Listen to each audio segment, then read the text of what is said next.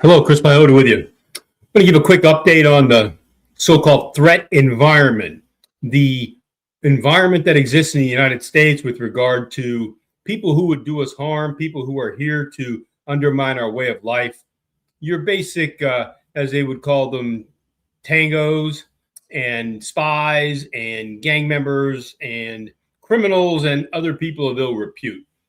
I'm going to make some commentary on a discussion that the lady in the split screen initiated. She is a former CIA targeting analyst, and she has some good points here. So we're going to roll through the video with her. I'm going to offer some commentary. I worked in the counterterrorism and national security arena for many years. So we'll see what she says and what my observations are. Wrapping up real sleeper cells, as people call them, is incredibly hard. Okay, so I know a sleeper cell and I know 4 members of it, and I know what state they're in, and I'm working with that state, and we have their real names, their photos, and we can't find them. Let's stop right there. Sleeper cell. That seems to be a name that is thrown around a lot. It's a covert action group. And there are different kinds of covert action groups that could be in the United States. Some of them are more clandestine in nature, where they will do certain things or take certain actions, which you'll never really overtly see the results of if they are truly clandestine. Covert, in the other parlance of the intelligence community, is a reference to an action that has a visible or notable outcome, but you don't know who really did it. And the covertness is that you hide your identity, you make sure that you are representing yourself as something other than what you are, and things of that sort. These people are trained. They have tradecraft, they have countermeasures, they know how to evade our security systems and our security networks, and they work hard to stay out of the attention of law enforcement and intelligence officials. There are people here like that. It's very difficult to find them. Because they came in the United States under different identities and sometimes different nationalities. So it's so hard. So if you're wasting a bunch of resources on something else, you're not finding the hardest to find, if that makes sense. You're almost getting the easiest to find, which I... Another tactic by the adversary is to send out smoke screens. You get people out there that they intend for them to be caught. These are lower level people with very little operational experience or operational impact. And while law enforcement and intelligence professionals in the US are looking for these people, they find these lower level folks. It distracts the efforts of law enforcement and intelligence, and it makes us think that we're rolling up these networks of bad people, where, on the other hand, the actual serious operational folks are well hidden, we are distracted, and they can continue to plan and then execute their objectives.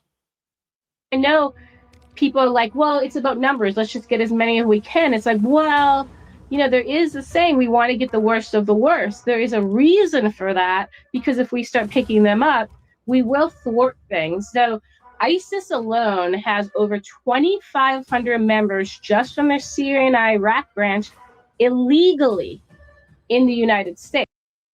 All right, 2,500 operational folks identified by this former CIA analyst in the US now. Where are these people? What are they doing? What are they planning for the future? Are we sleepwalking again toward another tragedy? We have pre-9/11 mindset and operational perspective redeveloping, but we have a post-9/11 thought process and set of experiences. And it'll be unforgivable if we allow these people to operate here in a permissive environment and we have another tragedy. So that should, in my opinion, be a top priority, but we're spending time now dealing with all these protesters and these antagonists and officers being doxxed, and it does help the terrorists to... The division of resources we have right now in our law enforcement and intelligence communities is creating a permissive environment for some of the foreign adversaries that are on our soil right now, between Tangos, spies, again, gang members, criminals. We're dealing with internal domestic strife, division, protests. We have all of the migrant operations going on. All of our resources are being split. They're distracted. Things are being reprioritized. And again, we are not keeping our eye on the operational horizon when it comes to national security threats. And I think maybe we're going to pay for it someday.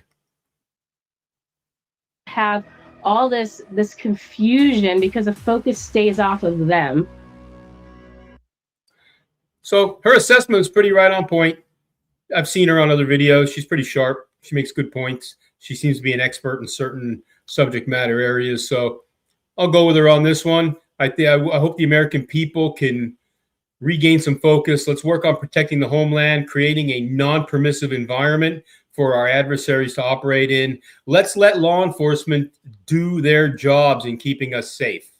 Let's get back to being a united America, where we want to protect the American people. We want to protect the American homeland. And Tangos, spies, gang members, and criminals do not have a right to be in the United States and create an unsafe environment for the American people.